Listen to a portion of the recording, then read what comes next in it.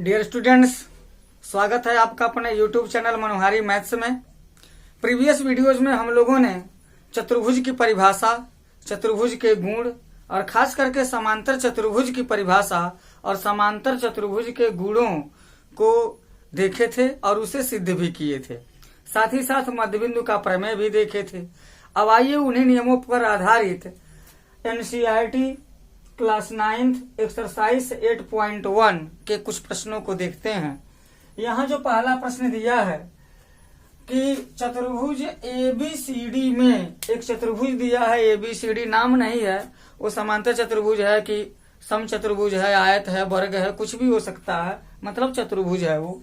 तो उसके जो कोण है, चार कोण A संबंधे, कोण B संबंधे, कोण C संबंधे, कोण D बराबर 3 संबंधे, 5 संबंधे, 9 संबंधे 13 है। मतलब उनके कोणों का अनुपात दिया है, तो हमें सभी कोणों का मान ज्ञात करना है। तो सबसे पहले हम क्या करेंगे, सबसे पहले हम मानते, चूंकि अनुपातिक मान दिया है, वास्तविक मान हमको ज्ञात करना है, तो क्या करते हैं कि मान लिया, माना कोण A बराबर 3x, कोण B बराबर 5x, कोण C बराबर 9x और कोण D बराबर 13x है। अब हमें जानते हैं किसी भी चतुर्भुज के चारों अंतःकोणों का योगफल 360 अंश होता है। प्रीवियस वीडियो में इसे हम लोग सिद्ध भी कर चुके हैं। अगर आप उसे नहीं देखे हैं तो प्लेलिस्ट में जाकर के देख सकते हैं। तो हम यहाँ पर कह सकते हैं कि चतुर्भुज ABCD में कोण A धन कोण B धन कोण C धन कोण D बराबर 360 अंश। तो कोण A का मान दे दिया 3x, यहाँ पर लिख देंगे 5x धन 9x धन 13x बराबर 360 हो जाएगा। और यह एक x चर में समीकरण बन गया, जो एक रेखी समीकरण है। इसको हल कर सकते हैं। तो 5 3 8 8 9 17 17 और 13 होता है 30x बराबर 360।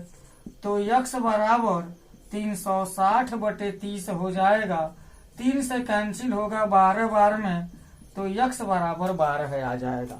जब x बराबर 12 आ गया तो फाइनल आंसर कोण A हमारा कितना है, 3x है। तो इसी में x का मान भर देंगे, तो यहाँ पर हो जाएगा 3 गुणे 12 बराबर 36 अंश।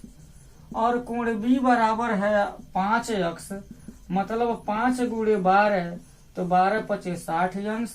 और कोण C बराबर 9x, तो हो जाएगा 9 12 नवा हो जाएगा 108 अंश।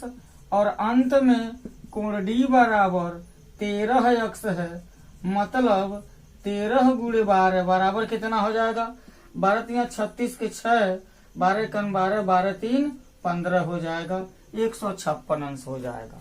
अगर हमको चेक करना हो कि सवाल सही है कि गलत है, तो 36 अंश, 60 अंश, 108 अंश और 156 अंश को जब जोड़ेंगे तो 360 आना चाहिए।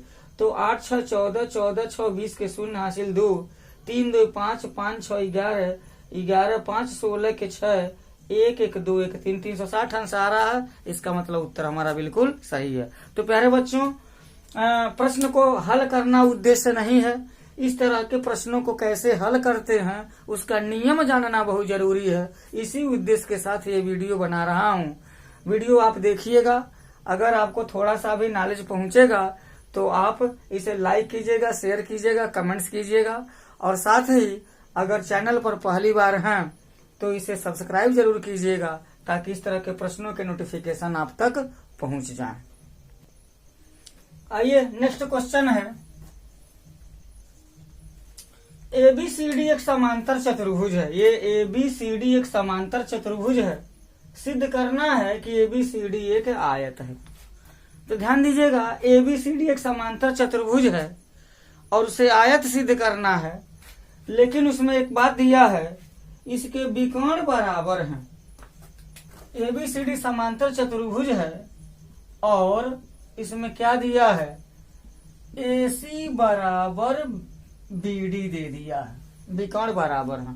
तो जब हम समांतर चतुर्भुज ही बनाएंगे और विकर्ण को बराबर भी बनाएंगे तो अपने आप वो आयत की तरह से दिखने लगेगा। तो देखने पर तो हम नहीं सिद्ध कर सकते हैं, तर्क के साथ हमको सिद्ध करना पड़ता है। कोई भी चित्र जैसा लगता है देखने से या उसके बनावट के आधार पर घोषित नहीं करते हैं, तर्क दे करके घोषित करते हैं। तो देखिए ऐसे है, एक समांतर चतुर्भुज इस तरीके का अगर हम बनाएं, और ये है क्या, समांतर चतुर्भुज है, इसको अगर हमको आयत बनाना है तो क्या करना पड़ेगा, इस समांतर चतुर्भुज का जब प्रत्येक कोण 90 अंश हो जाएगा तो वो आयत का रूप ले लेता है। ध्यान दीजिए, समांतर चतुर्भुज का जब प्रत्येक कोण 90 डिग्री हो जाएगा या एक कोण 90 डिग्री हो जाएगा तो वह आयत का रूप ले लेता है। साथ ही साथ एक और देख लेते हैं, समांतर चतुर्भुज की जब संलग्न भुजाएं बराबर हो जाएंगी तब वो समचतुर्भुज का रूप ले लेती हैं, समचतुर्भुज का रूप हो जाएगा। और जब समचतुर्भुज का प्रत्येक कोण 90 अंश हो जाए तो वह वर्ग बन जाता है। मतलब ये कि समांतर चतुर्भुज के सभी रूप हैं, चाहे वो समांतर चतुर्भुज हो, चाहे वो समचतुर्भुज हो, चाहे वो आयत हो, चाहे वो वर्ग हो, ये चारों समांतर चतुर्भुज के श्रेणी में आते हैं। लेकिन इनकी परिभाषाएं अलग अलग हैं, इनके गुण अलग अलग हैं। देख सकते हैं एक बार, प्रश्न तो यहाँ पर है ही, प्रश्न के अतिरिक्त देख लिया जाए। हम कह सकते हैं कि ऐसा समांतर चतुर्भुज जिसके प्रत्येक कोण 90 अंश हो आयत कहलाता है। ऐसा समांतर चतुर्भुज जिसकी संलग्न भुजाएं बराबर होती हैं या चारों भुजाएं बराबर होती हैं और साथ ही साथ विकर्ण बराबर नहीं होते हैं, वो समचतुर्भुज कहलाता है। और ऐसा समचतुर्भुज जिसके प्रत्येक कोण 90 अंश हो जाएं और विकर्ण बराबर हो जाएं तो वर्ग कहलाने लगता है। यहाँ पर विकर्ण के पॉइंट ऑफ व्यू से देखा जाए तो समांतर चतुर्भुज के विकर्ण बराबर नहीं होते हैं, लेकिन जब विकर्ण बराबर हो जाएंगे तो प्रत्येक कोण 90 अंश भी हो जाएगा और वो आयत का रूप ले लेगा। तो ये जानकारी है। तो आइए देखते हैं इस प्रश्न में हम कैसे इसको समांतर चतुर्भुज को आयत सिद्ध करते हैं। देखिए यहाँ उपपत्ति दे देंगे, रचना नहीं करेंगे क्योंकि विकर्ण बराबर दिया ही है तो पहले से रचना हो ही गया। वहाँ हम एक काम कर सकते हैं, यहाँ प्रत्येक कोण को हम 90 डिग्री लाएंगे, सिद्ध करके लाएंगे। चूंकि ABCD समांतर चतुर्भुज है तो कोई जरूरी नहीं है कि यहाँ पर 90 डिग्री हो। समांतर चतुर्भुज की तो सम्मुख कोण बराबर होते हैं, प्रत्येक कोण 90 डिग्री तो होते नहीं है, यहाँ पर हमको सिद्ध करना पड़ेगा।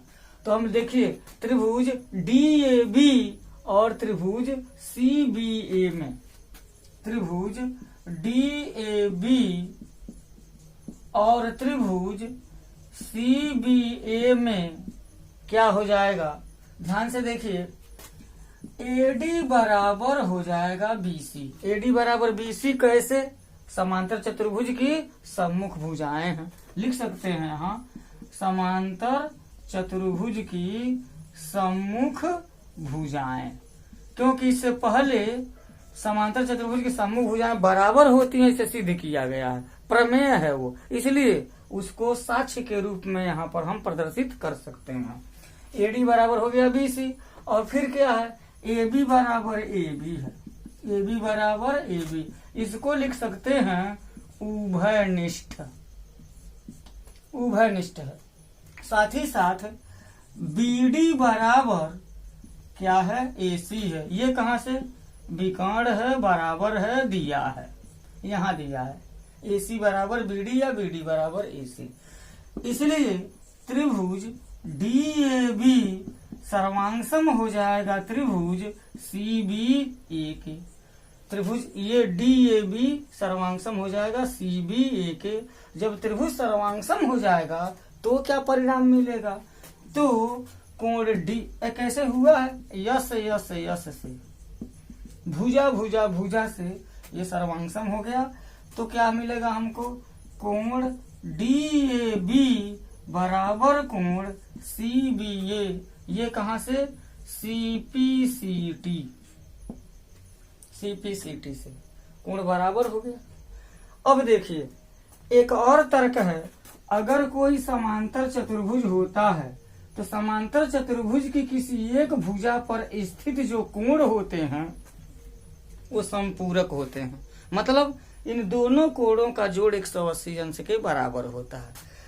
इस भुजा पर रहेगा तो यह कोण और यह कोण समपूरक होंगे, इस भुजा पर के ये कोण और ये कोण समपूरक होंगे। इसी तरीके से हम कह सकते हैं, यहाँ लिख सकते हैं, चूंकि ABCD एक समांतर चतुर्भुज है, इसलिए क्या हो जाएगा, कोण DAB धन कोण CBA बराबर 180 अंश हो जाएगा। ये हो गया हमारा। अब चूंकि DAB बराबर कोण CBA है, तो हम DBA के जगह पर, DAB की जगह पर हम लिख सकते हैं, DAB तो लिखा, लेकिन CBA के जगह पर भी हम कोण DAB लिख सकते हैं और यह बराबर 180 अंश हो जाएगा।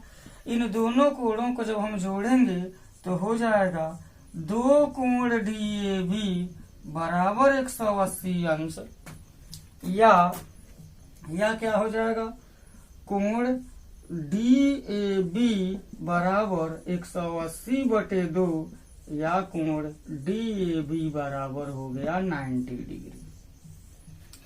अब वो समांतर चतुर्भुज है और एक कोण 90 हो गया। तब देखिए, जब ये कोण 90 हो जाएगा तो ये भी 90 हो जाएगा, क्योंकि दोनों बराबर हैं। जब ये 90 हो गया तो ये भी 90 हो जाएगा, समूह कोण बराबर हैं। जब ये 90 है तो कोण D भी 90 हो जाएगा, ये भी समूह कोण है। अर्थात समांतर चतुर्भुज ABCD के चारों कोण अलग अलग 90 90 90 90 हो गए। तो इसका मतलब क्या हो गया, वो आयत बन गया। तो लिख सकते हैं, अतः ABCD एक आयत है।